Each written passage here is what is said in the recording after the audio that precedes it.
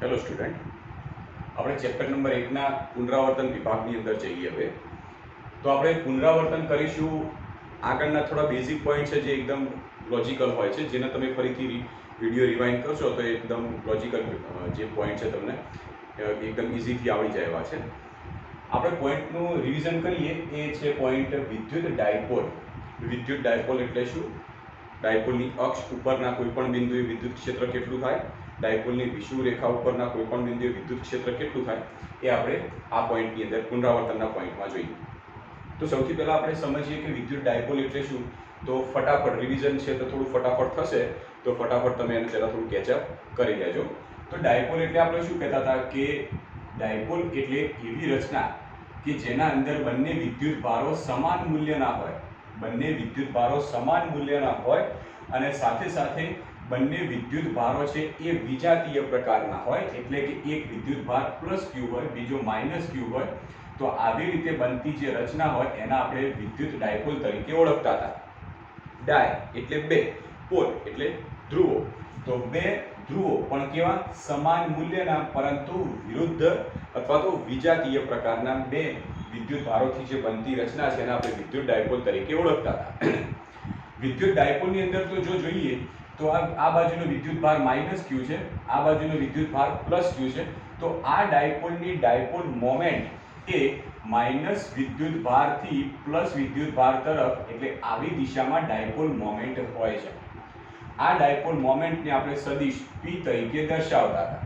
અને dipole moment સદિશ P નું આપણે સૂત્ર પણ લાવ્યા હતા કે ડાયપોલ મોમેન્ટ એટલે બેમાંથી કોઈ એક વિદ્યુત ભારનું મૂલ્ય, કારણ કે બંનેના મૂલ્ય તો સમાન જ છે.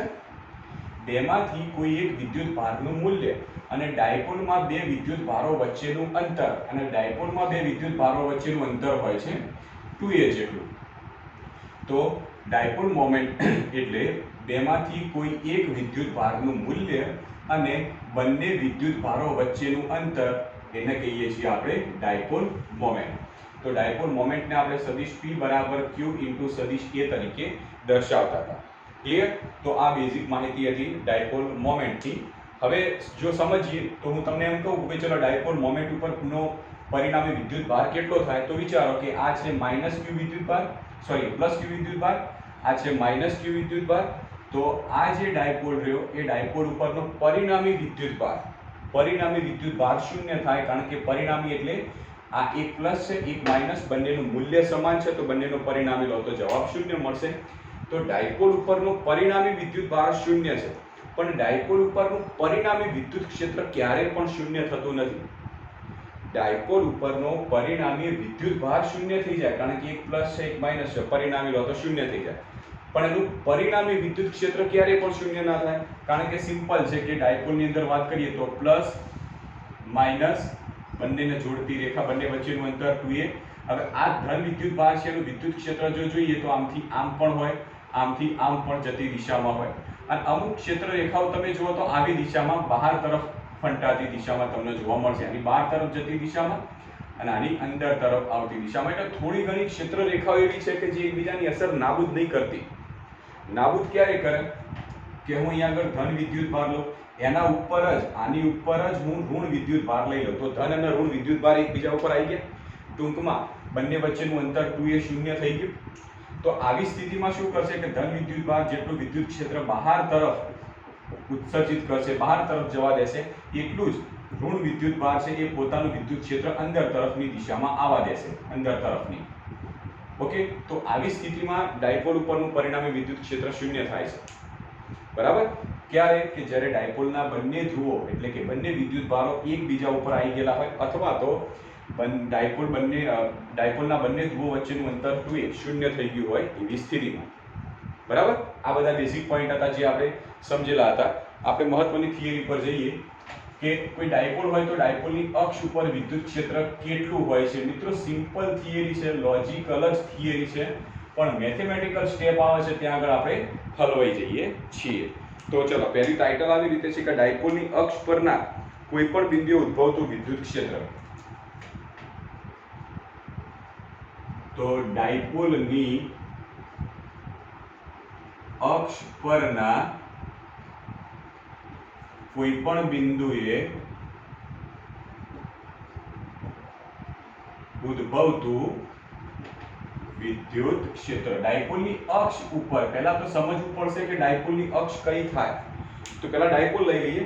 માની લઈએ કે એક ડાયપોલ લઈ લઈએ છીએ આપણે આ બાજુ, જેમાં આ ડાયપોલનો ધન વિદ્યુત ભાર અને આ બાજુ છે ડાયપોલનો ઋણ વિદ્યુત ભાર. બંને વચ્ચેનું અંતર આપણે જાણીએ છીએ કે 2a જેટલું હોય છે. બંને વચ્ચેનું અંતર આપણે 2a જેટલું લઈએ. હવે ડાયપોલની અક્ષ એટલે કઈ? તો ડાયપોલની અક્ષ એટલે ડાયપોલના બંને ધ્રુવોમાંથી પસાર થતી રેખા. ડાયપોલના બંને ધ્રુવો એટલે કે બંને વિદ્યુત ભારો, ડાયપોલના બંને ધ્રુવો અથવા તો બંને વિદ્યુત ભારોમાંથી પસાર થતી રેખા એ ડાયપોલની અક્ષ કહેવાશે. તો ડાયપોલની અક્ષ એટલે આવી રીતે મળશે. આ છે ડાયપોલની અક્ષ. આ ડાયપોલની અક્ષ ઉપર હતા. આ બાજુએ લો તમે, આ બાજુ પણ લઈ શકો. આખી સળંગ તમે લાંબી દોરો તો ડાયપોલની અક્ષ બને. પણ આપણે જે થિયરી સાબિતી છે એ આ બાજુના પોઈન્ટને ધ્યાનમાં રાખીને આપી છે, માટે આ બાજુની જ અક્ષ આપણે બતાવી છે. તો અહીંયા આગળ એક ડાયપોલ લઈ લીધો. ડાયપોલ ઉપરનો આ વિદ્યુત ભાર પ્લસ ક્યુ વિદ્યુત ભાર છે, આ માઇનસ ક્યુ વિદ્યુત ભાર છે.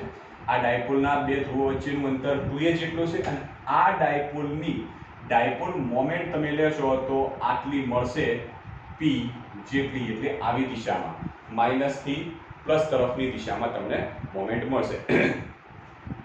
હવે આ જે ડાયપોલની અક્ષ આપણે ડોટેડથી બતાવેલી છે એ ડાયપોલની અક્ષ ઉપરના કોઈ પણ જગ્યાએ તમે બિંદુ લો અને એ બિંદુ આગળ મારે વિદ્યુત ક્ષેત્ર શોધવું છે. તો માની લો કે આ ડાયપોલ જે રહ્યું એ ડાયપોલમાં જે ધન વિદ્યુત ભાર છે એ બાજુના ભાગમાં કોઈ જગ્યાએ બિંદુ p આપણે લઈ લઈએ. આ જગ્યાએ આપણે લઈ લઈએ બિંદુ p. મારે આ બિંદુ p આગળ વિદ્યુત ક્ષેત્ર શોધવું છે. તો વિદ્યુત ક્ષેત્ર કેવી રીતે શોધીએ? તો જાણીએ છીએ વિદ્યુત ક્ષેત્રનું સૂત્ર કે E બરાબર kq બાય r સ્ક્વેર. વિદ્યુત ક્ષેત્ર E બરાબર kq બાય r સ્ક્વેર, જ્યાં q એ જે વિદ્યુત ભાર વિદ્યુત ક્ષેત્ર ઉત્પન્ન કરતો હોય એનો વિદ્યુત ભાર, અને r સ્ક્વેર એટલે જે બિંદુ આગળ વિદ્યુત ક્ષેત્ર શોધતા હોય એનું મૂલ્ય. એટલે ટૂંકમાં વિચારો કે અહીંયા આગળ કોઈ q જેટલો વિદ્યુત ભાર છે, આનું મારે વિદ્યુત ક્ષેત્ર શોધવું છે. પણ કઈ જગ્યાએ? આ જગ્યાએ ધારો કે p બિંદુ છે, મારે આ જગ્યાએ વિદ્યુત ક્ષેત્ર શોધવું છે. તો સૌથી પહેલા q થી p બિંદુ સુધીનું અંતર તમને r ખબર હોવી જોઈએ. જો q થી p સુધીનું અંતર તમને r ખબર પડી ગઈ, હવે આ જે q વિદ્યુત ભાર છે કેટલું વિદ્યુત ક્ષેત્ર ઉત્પન્ન કરશે? તો k એટલે આ વિદ્યુત ભારનું મૂલ્ય કે જે વિદ્યુત ક્ષેત્ર ઉત્પન્ન કરે છે એ ભાગ્યા r સ્ક્વેર, એટલે જ્યાં બિંદુ આગળ વિદ્યુત ક્ષેત્ર શોધવાનું છે ત્યાં સુધીનું અંતર. ક્લિયર? સેમ એવી રીતે મારા p બિંદુ આગળ આ ડાયપોલના લીધે ઉદ્ભવતું વિદ્યુત ક્ષેત્ર શોધવું છે. તો વિચારો ડાયપોલની અંદર બે વિદ્યુત ભારો છે, એક પ્લસ વિદ્યુત ભાર છે અને એક માઇનસ છે. અને આના લીધે મારે ઉદ્ભવતું વિદ્યુત ક્ષેત્ર જો શોધવું હોય તો સૌથી પહેલા પ્લસ q વિદ્યુત ભારને લીધે ઉદ્ભવતું વિદ્યુત ક્ષેત્ર શોધી કાઢીએ, પછી માઇનસ q વિદ્યુત ભારને લીધે ઉદ્ભવતું વિદ્યુત ક્ષેત્ર શોધી કાઢીએ. બંનેનું પરિણામે લઈ લઈએ તો આ ડાયપોલના લીધે બિંદુ p આગળનું પરિણામે વિદ્યુત ક્ષેત્ર મળશે. ક્લિયર? ઓકે, ચલો વિચારીએ. આપણે એવું કામ કરીએ કે જે બિંદુ p લીધેલું છે એ આ ડાયપોલના મધ્ય બિંદુથી, એટલે કે ડાયપોલનું મધ્ય બિંદુ આ જગ્યાએ લઈ લો. ધારો કે o બિંદુ એને નામ આપો. તો ડાયપોલના મધ્ય બિંદુથી જે બિંદુ p લીધેલું છે એનું અંતર આપણે સ્મોલ r તરીકે લઈ લઈએ. સૌથી પહેલું કામ કરીએ. સમજ્યા? આ o એ શું છે કે આ જે ડાયપોલ હતું એનું મધ્ય બિંદુ છે. ડાયપોલના મધ્ય બિંદુથી બિંદુ p જે જગ્યાએ આપણે વિદ્યુત ક્ષેત્ર શોધવું છે ત્યાં સુધીનું અંતર આપણે r જેટલું લઈ લઈએ. જો ડાયપોલના બે વિદ્યુત ભારો વચ્ચેનું અંતર 2a હોય, ડાયપોલના બંને વિદ્યુત ભારો વચ્ચેનું અંતર 2a હોય, આ જગ્યાએ એનું મધ્ય બિંદુ હોય, તો એક વિદ્યુત ભારથી મધ્ય બિંદુનું અંતર a જેટલું અને બીજા વિદ્યુત ભારથી મધ્ય બિંદુનું અંતર a જેટલું થાય. તો જો આટલું a તો ટોટલ 2a જેટલું અંતર થઈ ગયું. બરાબર? તો આ જગ્યાએ બિંદુ p આપણે વિચારી લઈએ. મારે બિંદુ p આગળ વિદ્યુત ક્ષેત્ર શોધવું છે. હવે થોડા લોજિકલ પોઈન્ટ આગળ જઈએ. કયા? તો સૌથી પહેલા પ્લસ q વિદ્યુત ભારને લીધે ઉદ્ભવતું વિદ્યુત ક્ષેત્ર શોધીએ. અહીંયા આગળ જોઈએ. અહીંયા આગળ જે વિદ્યુત ભાર છે હું ધારો કે પ્લસ q વિદ્યુત ભાર લઈ લઉં. તો પ્લસ q વિદ્યુત ભારનું વિદ્યુત ક્ષેત્ર હંમેશા બહાર તરફ જતી દિશામાં હોય છે. તો સ્વાભાવિક છે કે આ પ્લસ q વિદ્યુત ભારનું વિદ્યુત ક્ષેત્ર પણ બહાર તરફ જતી દિશામાં, આ બાજુ, આ બાજુ, આ બાજુ, આ બાજુ, એટલે ટૂંકમાં p બિંદુ આગળ આવી દિશામાં મળશે. તો p બિંદુ આગળ આવી દિશામાં એટલે ટૂંકમાં કહી શકાય કે ભાઈ અક્ષ ઉપર આવી દિશામાં તમને પ્લસ q વિદ્યુત ભારનું વિદ્યુત ક્ષેત્ર મળે છે. એના આપણે દર્શાવી દઈએ E પ્લસ તરીકે આવી દિશામાં મળી. ક્લિયર? સેમ વિચારો, આ છે માઇનસ ક્યુ વિદ્યુત ભાર. માની લો કે આ જે વિદ્યુત ભાર છે એ પ્લસના બદલે માઇનસ હોત તો માઇનસ ક્યુ વિદ્યુત ભારનું વિદ્યુત ક્ષેત્ર અંદર તરફ જતી દિશામાં મળત તમને આ રીતે અંદર તરફ જતી દિશામાં. તો વિચારો કે આ જગ્યાએ માઇનસ ક્યુ વિદ્યુત ભાર છે, એના લીધે બિંદુ P આગળનું વિદ્યુત ક્ષેત્ર અંદર તરફ, કારણ કે માઇનસ ક્યુ વિદ્યુત ભારનું વિદ્યુત ક્ષેત્ર અંદર તરફ જતી દિશામાં હોય તો P માટે ગણતરી કરીએ તો અંદર તરફ જતી દિશામાં એટલે આવી દિશામાં મળશે. તો આ જે એરો બતાવે છે એ માઇનસ ક્યુ વિદ્યુત ભારના લીધે ઉદ્ભવતું વિદ્યુત ક્ષેત્ર, જેને આપણે દર્શાવી દઈએ E માઇનસ. બરાબર, તમને અહીંયા દેખાય છે કે પ્લસ ક્યુ વિદ્યુત ભારનું વિદ્યુત ક્ષેત્ર આ દિશામાં, માઇનસ ક્યુ વિદ્યુત ભારનું વિદ્યુત ક્ષેત્ર આ દિશામાં. આ બંનેનું પરિણામી લઈ લઈશું તો આપણને આખા ડાયપોલના લીધે બિંદુ P આગળનું વિદ્યુત ક્ષેત્ર મળશે. તો આટલી ફટાફટ હું મેથેમેટિકલ સ્ટેપ લખું છું. બધું લખવા જઈશું તો આપણો રિવિઝનનો પોર્શન પૂરો નહીં થાય. તો કેટલાક મેથેમેટિકલ સ્ટેપ લખું છું. તો સૌથી પહેલું શું લખું છું કે આ જે પ્લસ ક્યુ વિદ્યુત ભાર છે એને લીધે બિંદુ P આગળનું વિદ્યુત ક્ષેત્ર. તો પ્લસ ક્યુ વિદ્યુત ભારને લીધે બિંદુ P પાસેનું વિદ્યુત ક્ષેત્ર, જેને આપણે E પ્લસ તરીકે ઓળખીએ, સદિશ સ્વરૂપમાં લઈએ. તો સદિશ એટલે મૂલ્ય સદિશ એટલે મૂલ્ય ગુણ્યા એકમ સદિશ. આમ જાણીએ છીએ ને કે માની લો કે હું એમ લખું કે એકમ સદિશ r કેપ, આને દર્શાવવું હોય તો આપણે 11મા ધોરણમાં ભણી ગયેલા છે કે એકમ સદિશ એટલે સદિશ ભાગ્યા એનું મૂલ્ય. તમે મૂલ્ય આવી રીતે લખો અથવા તો એકલો r લખો તો પણ ચાલે, એટલે આવી રીતે પણ લખો ચાલે. તો હવે હું આમાંથી સદિશને કરતા બનાવું તો શું થાય? તો સદિશ બરાબર r ઇન્ટુ એકમ સદિશ થશે. એટલે કે કોઈ પણ સદિશ લખો તો એનું મૂલ્ય અને એકમ સદિશ બંનેનો આ રીતે તમારે ગુણાકાર લખવો પડે. તો સદિશ બરાબર મૂલ્ય ગુણ્યા એકમ સદિશ. તો અહીંયા આગળ વિદ્યુત ક્ષેત્ર સદિશ સ્વરૂપમાં લખું તો વિદ્યુત ક્ષેત્રનું મૂલ્ય, તો મૂલ્ય માટે તો સૂત્ર જાણીએ છીએ કે Q/r². ઓકે, હવે પ્લસ ક્યુ વિદ્યુત ભાર માટે આ સૂત્ર બનાવીએ. તો પ્લસ ક્યુ વિદ્યુત ભારનું વિદ્યુત ક્ષેત્ર E પ્લસ આપણે શોધીએ છીએ, કારણ કે આ જગ્યાએ પ્લસ ક્યુ વિદ્યુત ભાર છે, એનાથી અમુક અંતરે P બિંદુ આવેલું છે, એના લીધે ઉત્પન્ન થતું વિદ્યુત ક્ષેત્ર આવી દિશામાં છે. તો સૌથી પહેલા પ્લસ ક્યુ વિદ્યુત ભાર માટેનું વિદ્યુત ક્ષેત્રનું સૂત્ર બનાવીએ. તો પ્લસ ક્યુ વિદ્યુત ભાર માટેનું બનાવીએ તો K તો અચળાંક અચળ જ છે, Q એ આ પ્લસ ક્યુ વિદ્યુત ભારના વિદ્યુતનું મૂલ્ય. તો વિદ્યુત ભાર તો બંનેના મૂલ્યો સમાન જ છે, આ પણ Q જેટલું આ પણ Q જેટલું, એટલે મૂલ્ય તો સમાન જ. બરાબર, તો KQ/r² એટલે અહીંથી લઈ P સુધીનું અંતર, પ્લસ ક્યુ વિદ્યુત ભારથી P સુધીનું અંતર. અહીંયા આગળ જો આ r² કોને કહેતા હતા? આ વિદ્યુત ભારથી બિંદુ P સુધીના અંતર. તો જે વિદ્યુત ભાર વિદ્યુત ક્ષેત્ર ઉત્પન્ન કરે ત્યાંથી જે જગ્યાએ શોધવાનું હોય ત્યાં સુધીનું અંતર. તો આટલું અંતર કેટલું થશે? r² બરાબર હું કેટલી કિંમત લઉં? તો ચલો જોઈએ. તો આટલેથી મારે આટલું અંતર શોધવું છે. તો કેવી રીતે લઉં? તો સિમ્પલ છે. જો બિંદુ P થી મધ્ય બિંદુ સુધીનું અંતર ટોટલ આપણે r જાણીએ છીએ. જો મધ્ય બિંદુથી બિંદુ P થી મધ્ય બિંદુ સુધીનું અંતર આટલું આપણે જાણીએ છીએ. મારે આટલું અંતર શોધવું છે. તો અહીંથી લઈ અહીંયા સુધીનું કુલ અંતર જાણીએ છીએ, જેમાંથી આટલાથી આટલું અંતર એ પણ જાણીએ છીએ. આ બંને વચ્ચેનું અંતર આખું 2a છે, માટે આટલું a થવાનું. તો આટલું આખું અંતર r છે, એમાંથી આટલું અંતર a છે. તો હવે આટલું અંતર શોધવું હોય તો શું કરું? આખા અંતરમાંથી a બાદ કરી દઉં તો એટલું આટલું અંતર મળશે કે નહીં? ખબર પડી? મારે આટલું અંતર શોધવું છે તો કેવી રીતે શોધવું? તો બિંદુ P થી આ મધ્ય બિંદુ સુધીનું અંતર r આપણે તો જાણીએ છીએ, સાથે સાથે પ્લસ ક્યુ વિદ્યુત ભારથી આ મધ્ય બિંદુ સુધીનું અંતર એ પણ જાણીએ છીએ. તો આટલું અંતર કેવી રીતે મળશે? આખા અંતરમાંથી આટલું બાદ કરી દો તો આટલું અંતર મળશે. અને એ કેટલું હશે? તો આખું છે r, આટલું છે a. તો r માઇનસ a એ આ બંને વચ્ચેનું અંતર થશે. તો લખીએ કે Q/r માઇનસ a આખાનો વર્ગ. ક્લિયર? આ તો મૂલ્ય જ બતાવ્યું છે. હવે હું એકમ સદિશ બતાવું છું. તો આ કિંમત સીધી અહીંયા આગળ મૂકી દઈએ, એટલે આવી રીતે સૂત્ર બનાવી દઈએ કે KQ/r માઇનસ a આખાનો વર્ગ. હવે તો સદિશ એટલે શું? સદિશ બરાબર મૂલ્ય ગુણ્યા એકમ સદિશ. તો મૂલ્ય તો આપણે બતાવી દીધું. હવે એકમ સદિશ લઈએ. એકમ સદિશ એટલે શું? કે જે સદિશ માટેની તમે ચર્ચા કરતા હોય એ સદિશ જે દિશામાં હોય એવી દિશામાંનો એકમ સદિશ લેવાનો. તો હવે વિચારો, બિંદુ P આગળનો પ્લસ ક્યુ વિદ્યુત ભારને લીધે બિંદુ P આગળનો તમે જે એકમ સદિશ પ્લસ ક્યુ વિદ્યુત ભારને લીધે બિંદુ પી આગળનું વિદ્યુત ક્ષેત્ર આવી દિશામાં મળે છે. જોયું? પ્લસ ઈ પ્લસની કિંમત તમે જો તો પ્લસ ક્યુ વિદ્યુત ભારને લીધે બિંદુ પી આગળનો જે વિદ્યુત ક્ષેત્ર છે એ આવી દિશામાં મળે છે. આવી દિશા એટલે કોની દિશા છે? તો આવી દિશા એ વાસ્તવમાં વિદ્યુત ડાયપોલની દિશા છે. ડાયપોલ મોમેન્ટની દિશા દેખાય છે. તો વિદ્યુત ક્ષેત્ર સદિશ ઈ પ્લસ એ ડાયપોલ મોમેન્ટની જ દિશા, બંને એક જ દિશામાં છે. તો ડાયપોલ મોમેન્ટ જે રહ્યો એનો એકમ સદિશ, તો એકમ સદિશ પી કેપ. ક્લિયર? તો સદિશ ઈ એ વાસ્તવમાં મોમેન્ટની જ દિશામાં હોવાથી મોમેન્ટની દિશામાંનો એકમ સદિશ થાય. તો આપણે આ એક સમીકરણ મળ્યું. સેમ આવી જ રીતે આપણે માઈનસ ક્યુ વિદ્યુત ભારને લીધે બિંદુ પી આગળનું વિદ્યુત ક્ષેત્ર શોધી કાઢીએ.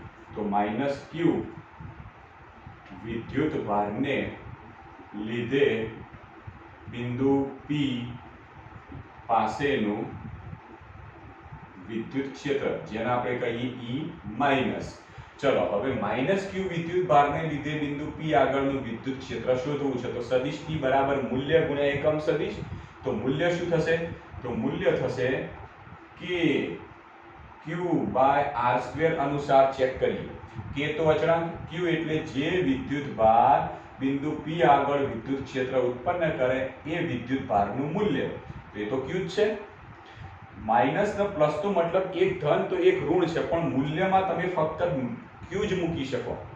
બરાબર?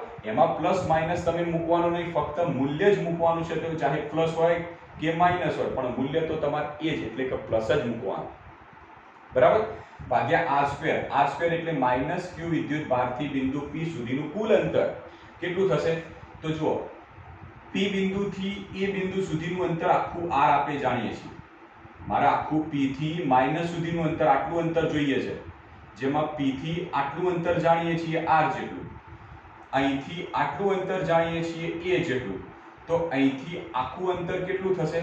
તો પી થી ઓ સુધીનું અંતર આર વત્તા ઓ થી ક્યુ સુધીનું અંતર એ. તો આખું અંતર કેટલું થયું? આર થી એ સુધીનું, એટલે ટોટલ આર વત્તા એ જેટલું અંતર થયું. તો સીધું જ લખી દઉં છું કે ક્યુ આર વત્તા એ આખાનો સ્ક્વેર. હવે જો કે માઈનસ ક્યુ વિદ્યુત ભારનું વિદ્યુત ક્ષેત્ર અંદર તરફ જતી દિશામાં હોય તો એની દિશા આવી દિશામાં મળી. હવે આવી દિશા એ તો વાસ્તવમાં ડાયપોલ મોમેન્ટની વિરુદ્ધ દિશા છે. ડાયપોલ મોમેન્ટ આવી દિશામાં, જ્યારે વિદ્યુત ક્ષેત્ર આવી દિશામાં મળ્યું. તો આપણું મળ્યું વિદ્યુત ક્ષેત્ર એ ડાયપોલ મોમેન્ટની વિરુદ્ધ દિશામાં હોવાથી એની વિરુદ્ધ દિશામાંનો એકમ સદિશ પી કેપ માઈનસ. આ માઈનસ ને તમે આગળ પણ લખી શકો, આવી રીતે પણ લખી શકો કે ઈ માઈનસ બરાબર minus K Q by R plus A આખાનો સ્ક્વેર ઇન્ટુ પી કેપ. આ માઈનસ આપણે આગળ લઈ લીધું. તો બે વિદ્યુત ક્ષેત્રો મળી ગયા. હવે આ બંને વિદ્યુત ક્ષેત્રો ઉપરથી આપણે પરિણામી વિદ્યુત ક્ષેત્ર લઈ લઈએ. તો બિંદુ પી પાસેનું પરિણામી વિદ્યુત ક્ષેત્ર. ચલો બિંદુ પી પાસેનું પરિણામી વિદ્યુત ક્ષેત્ર, તો એને આપણે દર્શાવીએ સદિશ ઈ તરીકે. હવે પરિણામી વિદ્યુત ક્ષેત્રમાં એક જુઓ વિદ્યુત ક્ષેત્ર આવી દિશામાં, બીજું વિદ્યુત ક્ષેત્ર આવી દિશામાં. જો તમે ફક્ત મૂલ્યો જ લો, આ પોઈન્ટ મગજમાં ફિટ કરો. જો તમે પરિણામી વિદ્યુત ક્ષેત્ર ગણ લખતા હોય અને એના જો ફક્ત મૂલ્યો જ ધ્યાનમાં લો, એટલે કે ઈ પ્લસ સદિશ કે ઈ માઈનસ સદિશ નહીં, સદિશના બદલે ફક્ત ઈ પ્લસ કે ઈ માઈનસ ખાલી મૂલ્યો જ ધ્યાનમાં લેતા હોય તો મૂલ્યો વખતે મૂલ્યોનું જો પરસ્પર વિરુદ્ધ સાઈડ હોય તો બાદબાકી થાય. પણ મૂલ્યો તમે આ જે સદિશ છે એ સદિશ તમે વિદ્યુત ક્ષેત્ર જો સદિશ સ્વરૂપે ધ્યાનમાં લેતા હોય, એટલે કે ઈ પ્લસ સદિશ ઈ માઈનસ સદિશ, તો ભલે બંને પરસ્પર વિરુદ્ધ સાઈડ હોય પણ થાય તો સરવાળો જ. પણ તમે જ્યારે કિંમત મૂકશો ત્યારે માઈનસ કિંમત અંદર આવી જશે. જ્યારે તમે મૂલ્યો ધ્યાનમાં લેતા હોય અને બંને મૂલ્યો જો પરસ્પર વિરુદ્ધ સાઈડ હોય તો તમારે પરિણામી માટે બાદબાકી કરવાની. પણ જો તમે પરિણામીમાં સદિશ મૂકતા હોય, સદિશ લઈ અને પરિણામી ગણતા હોય અને બંને સદિશો વિરુદ્ધ સાઈડ હોય તો કરવાનું તો પ્લસ જ, પણ જ્યારે તમે એની કિંમત મૂકશો ત્યારે માઈનસ સાથે આવશે, ત્યારે માઈનસ ઓટોમેટિક થઈ જશે. બરાબર? તો અહીંયા આગળ બંને સદિશો પરસ્પર વિરુદ્ધ સાઈડ છે. હવે કોઈ કહેશે કે ઈ પ્લસ અને ઈ માઈનસ માંથી મોટું કોણ છે, વધારે કોણ છે? જો મૂલ્ય ધ્યાનમાં લઈએ E પ્લસ અને E માઇનસનું ફક્ત જો મૂલ્ય ધ્યાનમાં લઈએ તો બંનેમાંથી મૂલ્ય વધારે કોનું થશે? તો દેખાય છે કે E પ્લસ જે Q પ્લસ વિદ્યુત ભાર છે એ બિંદુ P થી નજીક છે, Q માઇનસ વિદ્યુત ભાર બિંદુ P થી થોડો દૂર છે. તો જે વિદ્યુત ભાર બિંદુ P ની નજીક હોય એ નજીકના ભાગમાં વિદ્યુત ક્ષેત્ર થોડું પ્રબળ હોય. તો પ્લસ Q વિદ્યુત ભારને લીધે જે વિદ્યુત ક્ષેત્ર E પ્લસ મળશે એનું મૂલ્ય એ Q માઇનસ વિદ્યુત ભારને લીધે બિંદુ P આગળ મળતું જે વિદ્યુત ક્ષેત્ર E માઇનસ છે એના મૂલ્ય કરતાં પેલાનું મૂલ્ય વધારે હશે. તો E પ્લસ નું મૂલ્ય E માઇનસ ના મૂલ્ય કરતાં વધી જવાનું છે, કારણ કે એનો જે વિદ્યુત ભાર છે એ બિંદુ P થી નજીક છે, જ્યારે પેલાનો વિદ્યુત ભાર બિંદુ P થી દૂર છે. બરાબર. આપણે પરિણામી લેવું છે તો પરિણામી સીધું લઈ લઈએ કે ભાઈ E પ્લસ સદિશ પ્લસ E માઇનસ સદિશ સ્વરૂપે પરિણામી કરીએ. ઓકે, E પ્લસ, ચલો E પ્લસ ની કિંમત કેટલી છે? તો KQ by R minus A નો સ્ક્વેર ઇન્ટુ P કેપ. અહીંયા આગળ સીધું માઇનસ સાથેની કિંમત લઈ લો, minus KQ by R plus A આખાનો સ્ક્વેર ઇન્ટુ P કેપ. હવે આ બંનેમાંથી સામાન્ય શું નીકળે છે? બંનેમાંથી સામાન્ય શું નીકળશે? P કેપ તો સામાન્ય નીકળે છે, સાથે સાથે KQ P કેપ સામાન્ય નીકળે છે, કાઢી લઈએ. તો KQ P કેપ પાછળ લઈ લઈએ તો વધશે શું? પહેલામાં વધશે 1/r માઇનસ A આખાનો square minus 1/r plus A આખાનો સ્ક્વેર અને 12 P કેપ અહીંયા આગળ લઈ લઈએ. જે સામાન્ય નીકળતું તો સામાન્ય કાઢી લો. હવે આ સમીકરણ ફરીથી લખીએ કે E સદિશ E બરાબર, હવે એક કામ કરીએ કે જે કૌંસમાં છે એનો આપણે લસા લેવાનો પ્રયત્ન કરીએ. તો પહેલો પદ તો એના નામ લખી દઈએ KQ. હવે લસા શું થશે? તો આના છેદમાં છે r માઇનસ A આખાનો વર્ગ, આના છેદમાં છે r પ્લસ A આખાનો વર્ગ. આ એક પદ છે, આ બીજું પદ છે, તો લસા બંને પદનો ગુણાકાર. આ નીચેનું એક પદ, આ બીજું પદ છે. હવે બંને પદ જો એક માઇનસ છે એક પ્લસ છે તો લસા કેટલો થશે? તો આ બંને છેદના પદનો ગુણાકાર એ જ આપણો લસા થાય. તો લસા છેદમાં શું આવશે? r માઇનસ A નો વર્ગ અને r પ્લસ A નો વર્ગ, એ આખો લસા થયો. તો એનો મતલબ એ થયો કે પહેલું જે પદ રહ્યું, પહેલા પદમાં r માઇનસ A આખાનો વર્ગ છે પણ r પ્લસ A આખાનો વર્ગ નથી, તો ઉપર નીચે ગુણો. તો આના ઉપર ગુણો તો નીચે ગુણશો તો આખું પદ આવ્યું નીચે આવી ગયું. ખબર પડી? હું આખું પદ છૂટું કરીને લખું છું જેથી તમને ઝડપથી સમજાય. ચલો, લસા તો તમને ખબર પડી કે બંનેના છેદના પદનો ગુણાકાર. હવે પહેલું જે પદ રહ્યું એ પહેલા પદની અંદર r માઇનસ A આખાનો વર્ગ છે પણ r પ્લસ A આખાનો વર્ગ નથી, તો ઉપર નીચે ગુણો. તો ઉપરના સાથે ગુણું તો r પ્લસ A આખાનો વર્ગ થશે, માઇનસ ચિહ્ન મૂકું. બીજાની અંદર પણ સેમ લસા થશે એટલે કે r માઇનસ A અને r પ્લસ A, સોરી બંનેનો વર્ગ. બીજાની અંદર જો તમે r પ્લસ A આખાનો વર્ગ છે પણ r માઇનસ A આખાનો વર્ગ નથી, તો ઉપર નીચે બંનેમાં ગુણો. તો r માઇનસ A આખાનો વર્ગ ઇન્ટુ P કેપ. તો બંનેમાં છેદ સરખો થઈ ગયો. પહેલા આપણે બંનેનો છેદ સરખો કર્યો, બંનેમાં છેદ સરખો થઈ ગયો તો બંનેનો છેદ કોમન એક છેદ લખી દઈએ. તો r માઇનસ A આખાનો વર્ગ r પ્લસ A આખાનો વર્ગ. તો ઉપર શું થશે? તો ઉપર થશે પહેલા પદમાં r પ્લસ A નો વર્ગ ઓછા r માઇનસ A નો વર્ગ. ચલો, r પ્લસ A ના વર્ગનું વિસ્તરણ કરો એટલે કે a પ્લસ b આખાનો વર્ગ, a પ્લસ b આખાનો વર્ગ બરાબર શું થશે? a વર્ગ પ્લસ 2ab પ્લસ b વર્ગ. તો આ પ્રમાણે પહેલા પદનું વિસ્તરણ કરીએ તો શું આવશે? a વર્ગ એટલે પહેલાનો વર્ગ તો r સ્ક્વેર પ્લસ 2ab એટલે 2ra પ્લસ b વર્ગ એટલે a વર્ગ. આ માઇનસ લઈ લઈએ, બીજું પદ કૌંસમાં રાખીએ. બીજા પદનું વિસ્તરણ a ઓછા b આખાનો વર્ગ છે તો શું આવશે? a વર્ગ ઓછા 2ab પ્લસ b વર્ગ આવશે. તો a વર્ગ એટલે પહેલાનો વર્ગ તો r વર્ગ ઓછા 2ab તો 2ra પ્લસ b વર્ગ એટલે છેલ્લા પદનો વર્ગ તો a વર્ગ. અહીં આગળ છેલ્લે આવશે p કેપ. ક્લિયર? ઓકે, હવે આપણે કૌંસ છોડી દઈએ છીએ અને નીચેના પદને પણ આવી રીતે વિભાજિત કરી દઈએ. તો સદિશ E બરાબર KQ. હવે કૌંસ છોડી કાઢો તો r square plus 2ra plus a square ઓછા r સ્ક્વેર. કૌંસ છોડી કાઢો, માઇનસ છે બહાર તો બધા અંદરના ચિહ્ન ચેન્જ થઈ જશે. તો આ માઇનસ છે તો પ્લસ 2ra આ પ્લસ છે તો માઇનસ a વર્ગ છેદમાં શું થશે તો છેદમાં જુઓ r માઇનસ a નો વર્ગ. હું એમ કહું 2 નો વર્ગ તો 2 નો વર્ગ બરાબર 2 ગુણ્યા 2 લખાય. તો એવી જ રીતે r માઇનસ a નો વર્ગ બરાબર r માઇનસ a ગુણ્યા r માઇનસ a લખાય. વર્ગ છે મતલબ એ સંખ્યા બે વાર ગુણાય. એ જ રીતે r પ્લસ a નો વર્ગ એટલે r પ્લસ a ગુણ્યા r પ્લસ a પણ લખાય. ક્લિયર? આપણે છેદમાં જે હતું એને આપણે છૂટું પાડ્યું, બંને અલગ અલગ કિંમતો કરી. હવે ઉપરનાની અંદર જુઓ કે કેટલું કેન્સલ થાય છે એ જોવાનો પ્રયત્ન કરીએ. તો kq અહીંયા આગળ plus minus r square cancel, પછી plus minus a square cancel, તો ઉપર આ બંને પ્લસ છે તો 2ra પ્લસ 2ra તો થશે 4ra. ક્લિયર? છેદમાં જોઈએ, છેદમાં શું કરીએ? હવે આ પદ આ પદ આ પદ ને આ પદ ચારે ચાર ગુણાકારમાં છે. માની લો કે આવી રીતે લખેલું હોય છેદમાં કે 2 ગુણ્યા 2 ગુણ્યા 3 ગુણ્યા 3, 2 ગુણ્યા 2 એટલે પહેલા બે પદ, 3 ગુણ્યા 3 એટલે બીજા બે પદ. આ રીતે તમે આનો ગુણાકાર કરો અને જવાબ લાવો તો 3 તરી 9, 9 દુ 18 અને 18 દુ 36 જવાબ આવશે. આને હું આવી રીતે લખું કે 2 ની સાથે 3 નું એક જોડકું બનાવું ગુણ્યા આ 2 ની સાથે 3 નું જોડકું બનાવું તો જવાબ કેટલો આવશે? તો 3 દુ 6, 3 દુ 6, 6 36, તો પણ જવાબ એ જ થયો. તો એ જ વસ્તુ કરીએ કે પહેલું પદ ત્રીજા પદના જોડે રાખીએ.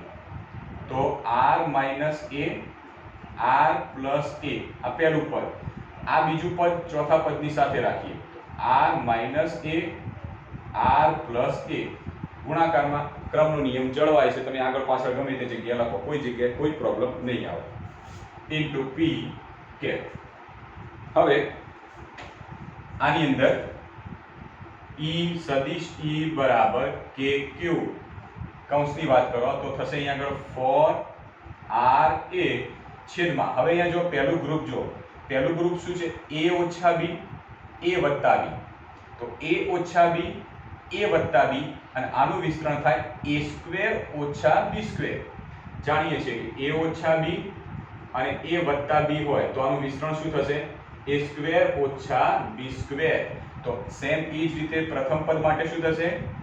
r સ્ક્વેર ઓછા a સ્ક્વેર. આ પહેલા આ બંને માટે. સેમ બીજા બે માટે જુઓ, r ઓછા a r પ્લસ a તો r સ્ક્વેર ઓછા a સ્ક્વેર થશે. r સ્ક્વેર ઓછા a square into p cap. બરાબર? ધેરફોર સદિશ e બરાબર kq. હવે આ તો પેલા જેવું જ થયું. જો આ સમીકરણ હતું આમાં શું લખ્યું હતું? r ઓછા a આખાનો વર્ગ. તો એને આપણે છૂટું પાડ્યું હતું. શું કર્યું હતું? વર્ગ હતો માટે બે પદમાં વિભાજિત કરી દીધું. r ઓછા a નો વર્ગ હતો તો શું કર્યું હતું? r ઓછા a r ઓછા a. એવી જ રીતે જો r સ્ક્વેર ઓછા a સ્ક્વેર, r સ્ક્વેર ઓછા a સ્ક્વેર હોય તો શું આનો વર્ગ ના થાય? r સ્ક્વેર ઓછા a સ્ક્વેર નો વર્ગ. આનો મતલબ શું થયો? એક r સ્ક્વેર ઓછા a સ્ક્વેર વર્ગ છે એટલે બીજો r સ્ક્વેર ઓછા a સ્ક્વેર. તો બંને હતા તેને ભેગા કરી r સ્ક્વેર ઓછા a સ્ક્વેર નો વર્ગ કર્યો અને ઉપર 4ra એમ ના એમ રાખ્યા અને સદિશ t કેપ. ક્લિયર? તો આપણને એક આવી રીતનું સમીકરણ મળ્યું છે.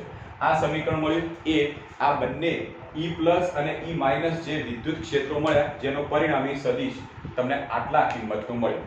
હવે માની લો કે અક્ષ બહુ લાંબે સુધી વિસ્તરેલી હોય.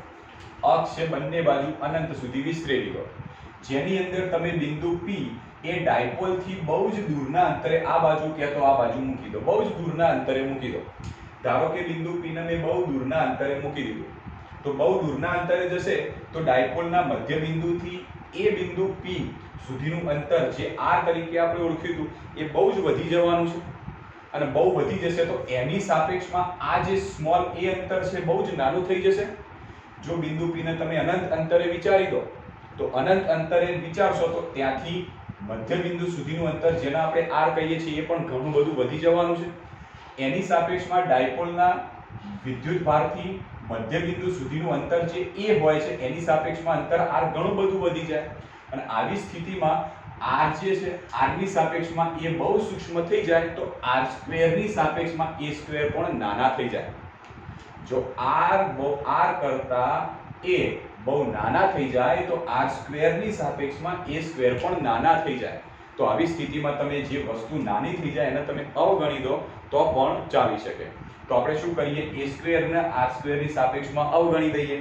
તો અવગણી દઈશું તો સમીકરણ શું મળશે તો સદિશ E બરાબર KQ for RA છેદમાં A સ્ક્વેર તો અવગણી જશે કારણ કે જો આપણે બિંદુ P બહુ જ દૂરના અંતરે વિચારીશું તો એવી સ્થિતિમાં A સ્ક્વેર અવગણી કાઢ્યો માટે કાઢી નાખો તો વધીશું R સ્ક્વેર એટલા વધ્યા હતા પણ એનોય વર્ગ છે તો માટે વર્ગ ઇન્ટુ P ગેપ ક્લિયર હવે અહીંયા આગળ તમને દેખાય છે કે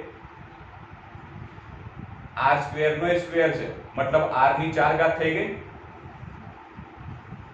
તો સદિશ E બરાબર KQ into 4RA છેદમાં R ની 4 ઘાત into P કેપ therefore સદિશ E બરાબર KQ અહીંયા દેખાય છે કે ભાઈ એક R કેન્સલ થઈ ગયા તો વધ્યું શું 4A છેદમાં R ઘન into P કેપ વધ્યા ઓકે હવે આપણે આ જે KQ છે એને પણ કૌંસમાં લઈ લઈએ તો E બરાબર 4A Q અને K આવી રીતે લખીએ શું કર્યું KQ ને આપણે કૌંસમાં અંદર લઈ ગયા છેદમાં R ઘન into P કેપ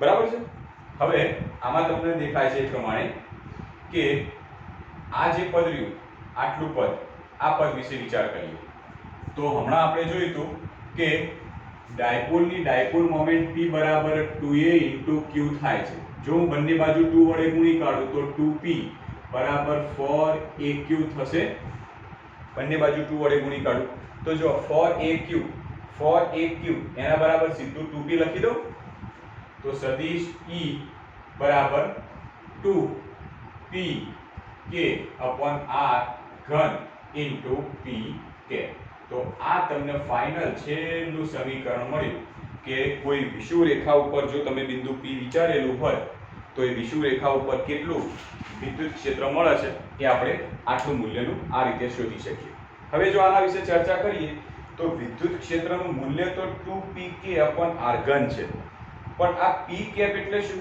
વિદ્યુત ક્ષેત્ર કઈ દિશામાં હશે તો p કેપ ની દિશામાં હવે p કેપ એટલે કઈ બાજુ થાય છે તો જો p કેપ એટલે માઈનસ વિદ્યુત ભારથી પ્લસ વિદ્યુત ભાર તરફની દિશામાંનો વિદ્યુત ડાયપોલની દિશા તો જો માઈનસ થી પ્લસ ની તો ડાયપોલ મોમેન્ટની દિશા આવી દિશામાં છે તો જે પરિણામી વિદ્યુત ક્ષેત્ર મળશે એ ડાયપોલ મોમેન્ટની દિશામાં મળશે તો આ ડાયપોલ મોમેન્ટની દિશા તો આ બંને જે આ વિદ્યુત ક્ષેત્રો ભેગા થયા એનું જે પરિણામી મળશે એ આવી દિશામાં મળશે ને તો વાસ્તવમાં મળે પણ છે જો મેં તમને હમણાં જ કીધું હતું કે પ્લસ q વિદ્યુત ભાર બિંદુ P થી નજીક છે માટે એનું વિદ્યુત ક્ષેત્ર વધારે પ્રબળ હશે માઈનસ q વિદ્યુત ભાર બિંદુ P થી થોડો દૂર છે માટે એનું વિદ્યુત ક્ષેત્ર ઓછું પ્રબળ હશે હવે વધારે પ્રબળમાંથી ઓછું પ્રબળ બાદ કરીએ તો વધારે પ્રબળ જે દિશામાં હશે એ દિશામાં પરિણામી મળશે તો પરિણામી કઈ દિશામાં મળશે આવી દિશા જે ડાયપોલ મોમેન્ટની દિશા તો ડાયપોલ મોમેન્ટની દિશામાં મળી ક્લિયર એકદમ ઈઝી છે ફક્ત તમને લોકો ભૂલ કરશો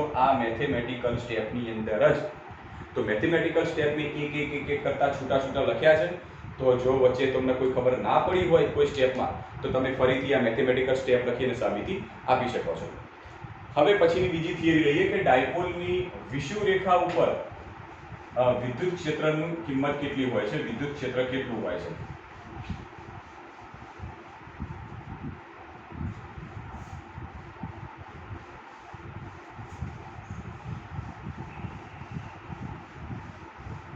ડાયપોલની વિષુવ રેખા ઉપર વિદ્યુત ક્ષેત્ર કેટલું હોય છે એ આપણે થિયરી લઈએ પહેલા થોડી સહી વહી પૂરી દઈએ બરાબર તો તમારે જે થિયરી ચલાવી હતી એ થિયરીમાં તમને કોઈ પણ જો ડાઉટ લાગ્યો હોય તો તમે લખી શકો છો થિયરી આખી એમના એમ મેં જે હમણાં લખી કોઈ મેથેમેટિકલ સ્ટેપમાં તમને લાગે કોઈ ડાઉટ તો એ મેથેમેટિકલ સ્ટેપ તમે ફરીથી મેં જે લખ્યા હતા એ પ્રમાણે તમે અંદર એડ કરી શકો છો અને ફરીથી થિયરી જોઈ શકો જો કોઈ થિયરી સમજણ ના પડે તો એ થિયરીને તમારે 2 વાર 5 વાર 10 વાર સુધી એ થિયરી જોવાની સમજવાનો પ્રયત્ન કરવાનો ઓટોમેટિક એ થિયરી આપણને જાતે સમજણ પડી જાય બરાબર છે ચલો હવે આપણે શરૂ કરીએ કે ડાયપોલની વિષુવ રેખા ઉપર વિદ્યુત ક્ષેત્ર કેટલું હોય છે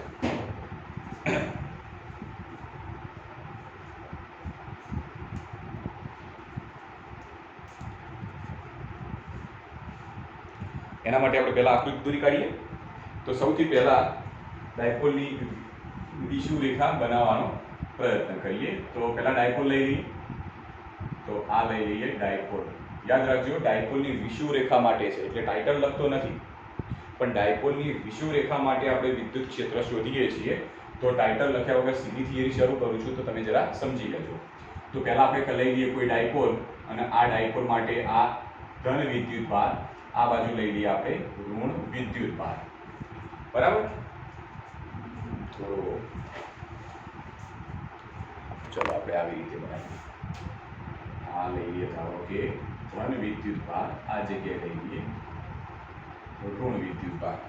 પહેલા ડાયપોલ બનાવી દઈએ. તો એ આને આપણે અહીંથી આમ જોઈન્ટ કરી દઈએ. તો આ થઈ ગયું આપણું ડાયપોલ. ઓકે, બંને વચ્ચેનું અંતર 2a જેટલું હોય છે, તો અહીંથી આટલું અંતર 2a જેટલું છે. જો આને તમે જગ્યાએ કોઈ મધ્ય બિંદુ લગાડી દો અને એને O નામ આપી દો, તો અહીંથી આટલું અંતર a જેટલું થાય અને અહીંથી આટલું અંતર પણ a જેટલું થાય. હવે સૌથી પહેલા સમજીએ કે ડાયપોલની વિષુવરેખા એટલે કઈ રેખા. તો વિષુવરેખા એટલે ડાયપોલની અક્ષ. આ કહેવાશે ડાયપોલની અક્ષ. ડાયપોલની અક્ષને લંબ રેખા, ડાયપોલની અક્ષને લંબ રેખા, જેને આપણે ડાયપોલ માટેની વિષુવરેખા કહીએ. પણ આપણી થિયરી માટે વિષુવરેખાને ડાયપોલની અક્ષના મધ્ય બિંદુમાંથી પસાર થતી લંબ રેખા તરીકે લેવાની. ડાયપોલ માટેની વિષુવરેખા એટલે આ ડાયપોલની થઈ અક્ષ, ડાયપોલની અક્ષને લંબ પણ ડાયપોલના મધ્ય બિંદુમાંથી પસાર થતી રેખા, જેને આપણે ડાયપોલ માટે વિષુવરેખા કહીશું. તો આપણે અહીંયા આગળ વિષુવરેખા બતાવી દઈએ કે આ જગ્યાએ તમને દેખાય છે એ ડાયપોલ માટેની વિષુવરેખા મળી. આ વિષુવરેખા ઉપર કોઈ પણ જગ્યાએ બિંદુ P લઈ લો અને એ બિંદુ P આગળ આ ડાયપોલના લીધે ઉત્પન્ન થતું વિદ્યુત ક્ષેત્ર કેટલું હોય છે આપણે શોધવું છે. તો માની લઈએ કે આ જગ્યાએ, ધારો કે આ જગ્યાએ આપણે લઈ લઈએ બિંદુ P. ક્લિયર? આ જગ્યાએ મેં બિંદુ P લઈ લીધું. હવે બિંદુ P જે જગ્યાએ લીધું છે ત્યાં આ ડાયપોલનું મધ્ય બિંદુથી અંતર આપણે r જેટલું વિચારી લઈએ.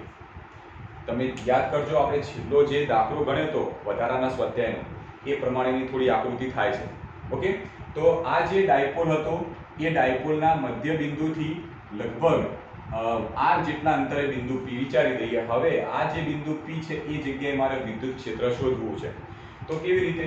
તો સિમ્પલ જ છે, કોઈ જ ઓકવર્ડ જેવી વસ્તુ નથી. શું કરવાનું છે? સૌથી પહેલા પ્લસ q વિદ્યુત, સોરી અહીંયા આગળ લખી દઈએ પ્લસ q વિદ્યુત ભાર, આ છે માઈનસ q વિદ્યુત ભાર. સૌથી પહેલા પ્લસ q વિદ્યુત ભારને લીધે બિંદુ P આગળનું વિદ્યુત ક્ષેત્ર શોધી કાઢો. પછી માઈનસ q વિદ્યુત ભારને લીધે બિંદુ P આગળનું વિદ્યુત ક્ષેત્ર શોધી કાઢો. બંનેનું પરિણામી લો એટલે બિંદુ P આગળનું તમને પરિણામી વિદ્યુત ક્ષેત્ર મળશે. ક્લિયર? ચલો જોઈએ. તો સૌથી પહેલા પ્લસ q વિદ્યુત ભારને લીધે બિંદુ P આગળનું વિદ્યુત ક્ષેત્ર. તો વિદ્યુત ક્ષેત્ર શોધવા માટે મારા સૌથી પહેલા બંને વચ્ચેનું અંતર ખબર હોવી જોઈએ. તો બંને વચ્ચેનું અંતર લઈ લઈએ. સેમ એ જ રીતે અહીંયા આગળ પણ બંને વચ્ચેનું અંતર લઈ લઈશું. તો બંને વચ્ચેના અંતર કેટલા થશે ચેક કરીએ. તો પ્લસ q વિદ્યુત ભારથી બિંદુ P સુધીનું આ અંતર મારે શોધવું છે. તો અહીંયા આગળ જો એક કાટકોણ ત્રિકોણ જેવો એક આકાર બને. આ કાટકોણ ત્રિકોણની અંદર તમારે કર્ણ શોધવો છે. એક બાજુ જાણો છો, બીજી બાજુ આપ પણ જાણો છો, તો કર્ણ કેટલો થશે? તો પાયથાગોરસના નિયમનો ઉપયોગ કરો કે કર્ણનો વર્ગ બરાબર એક બાજુનો વર્ગ વત્તા બીજી બાજુનો વર્ગ. આપણે પાયથાગોરસના સૂત્રમાં જાણીએ છીએ કે કર્ણનો વર્ગ બરાબર એક બાજુનો વર્ગ વત્તા બીજી બાજુનો વર્ગ. પણ એકલા કર્ણ બરાબર શું થશે? એનું વર્ગમૂળ.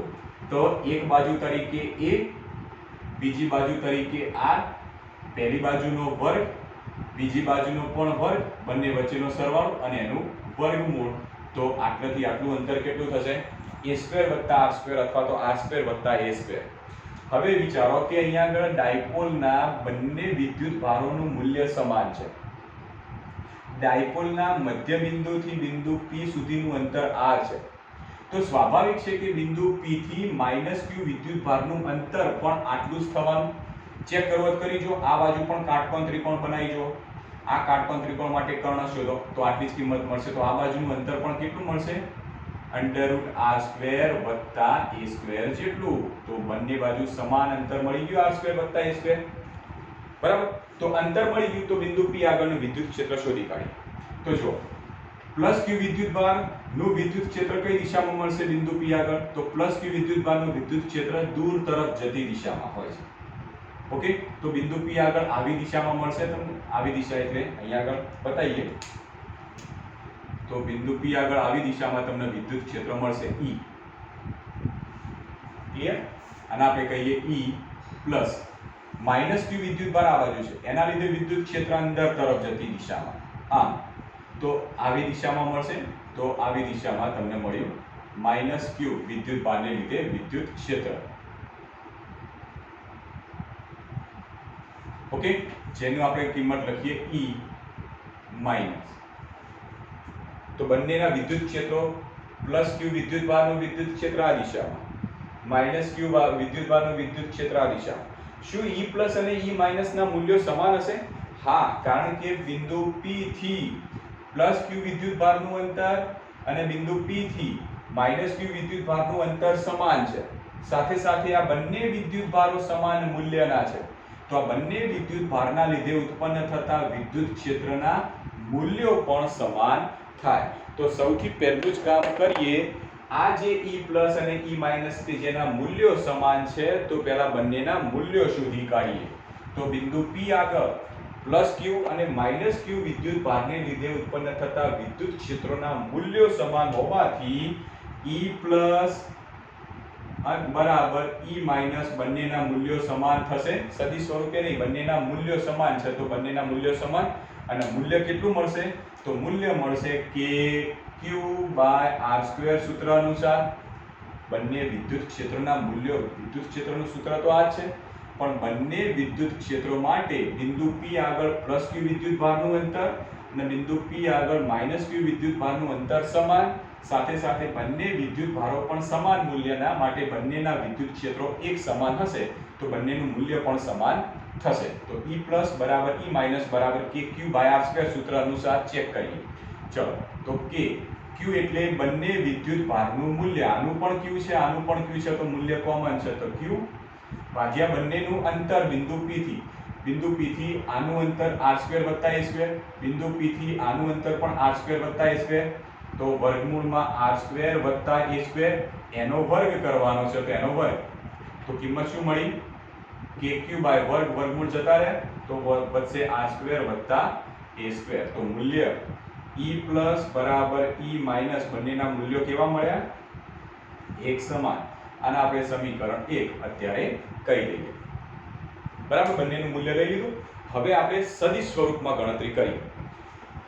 +q વિદ્યુતભારનું વિદ્યુત ક્ષેત્ર આવી દિશામાં છે, -q વિદ્યુતભારનું વિદ્યુત ક્ષેત્ર આવી દિશામાં, એટલે કે એક સદિશ આવી દિશામાં, બીજો સદિશ આવી દિશામાં છે.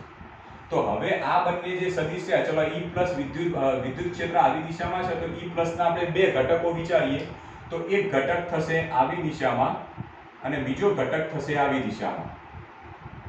E પ્લસ ના આપણે બે ઘટકો લઈ લઈએ, તો એક ઘટક આવી દિશામાં, બીજો ઘટક આવી દિશામાં થશે.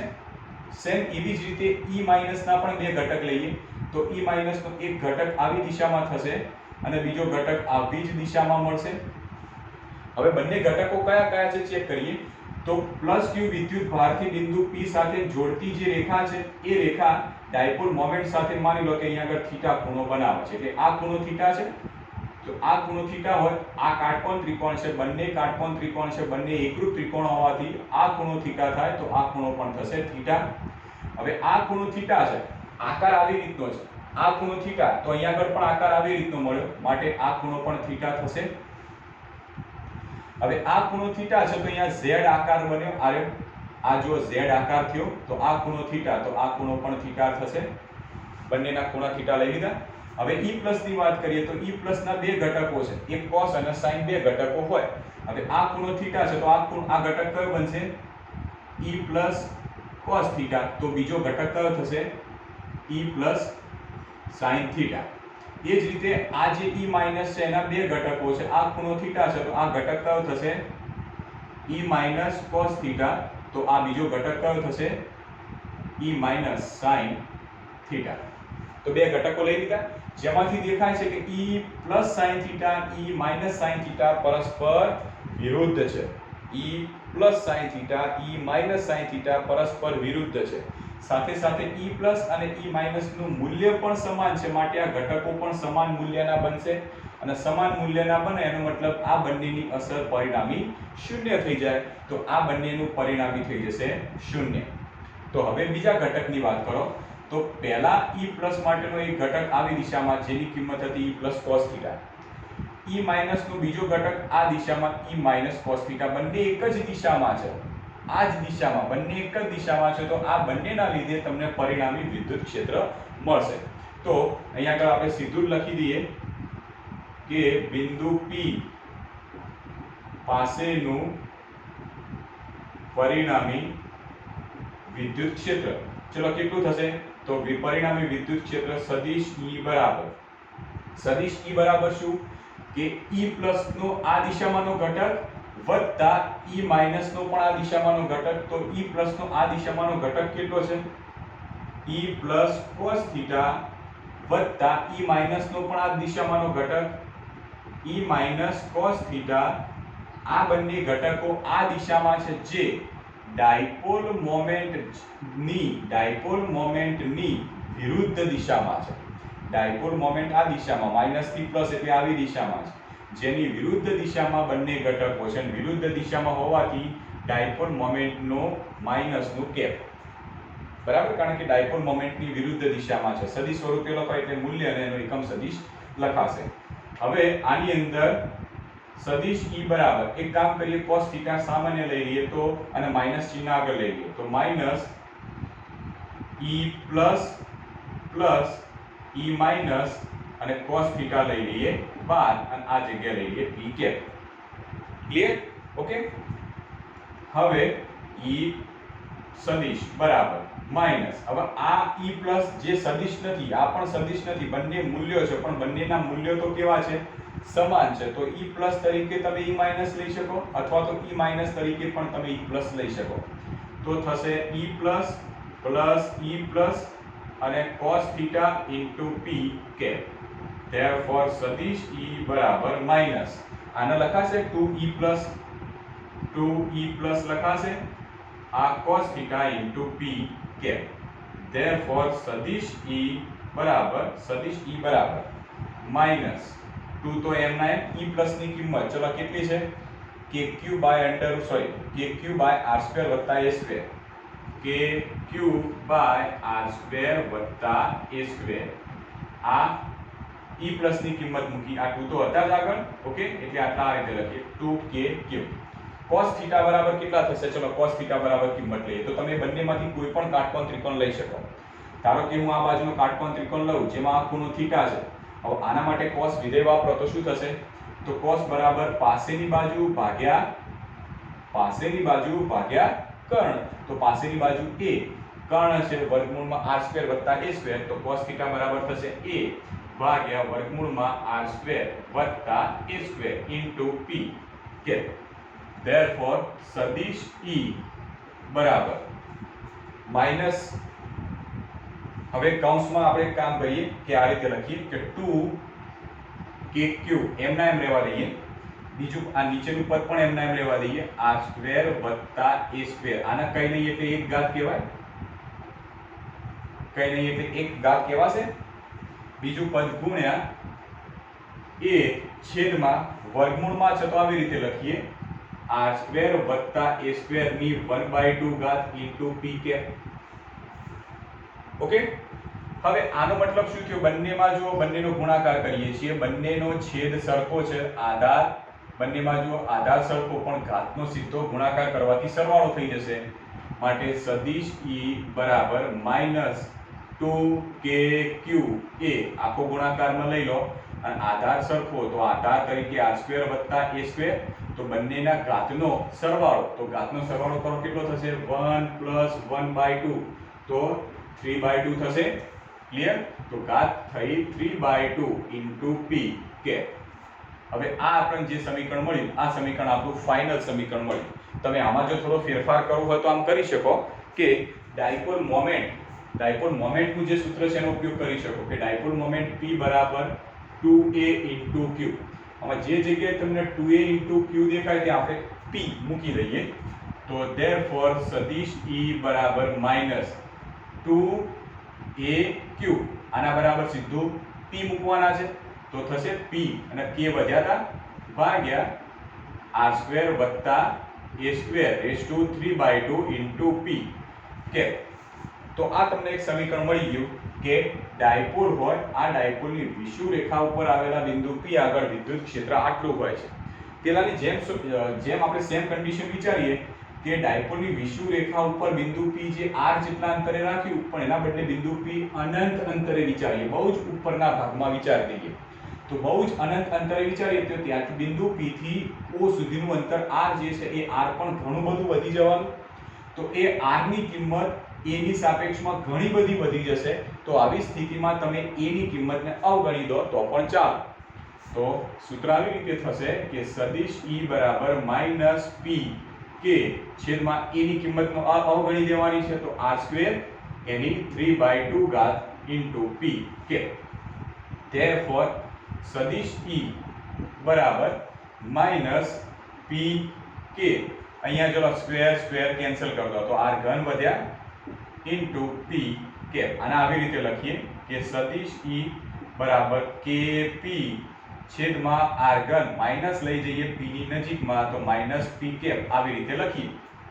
ઓકે, હવે આનો મતલબ શું થાય ચેક કરીએ કે જે બિંદુ p આગળ પરિણામી વિદ્યુત ક્ષેત્ર મળશે જેનું મૂલ્ય તો kp/r ઘન હશે, પણ આ વિદ્યુત ક્ષેત્ર કઈ દિશામાં હશે તો આ બીજું સ્ટેપ વિદ્યુત ક્ષેત્રની દિશા બતાવે છે. જે ડાયપોલ મોમેન્ટ તો ખરું જ પણ એની વિરુદ્ધ દિશામાં, તો ડાયપોલ મોમેન્ટ જો આવી દિશામાં છે તો બિંદુ p આગળનું પરિણામી વિદ્યુત ક્ષેત્ર પણ આવી જ દિશામાં છે. ઉપર નીચેના ઘટકો તો ઉડી ગયા, કેન્સલ થઈ ગયા છે, ફક્ત cos ઘટક જ વધ્યા. cos ઘટક આવી દિશામાં છે બંનેના, તો આ વિદ્યુત ક્ષેત્રની દિશા ડાયપોલ મોમેન્ટની વિરુદ્ધ દિશામાં આવી, માટે તમને માઈનસ મળ્યા છે. ક્લિયર?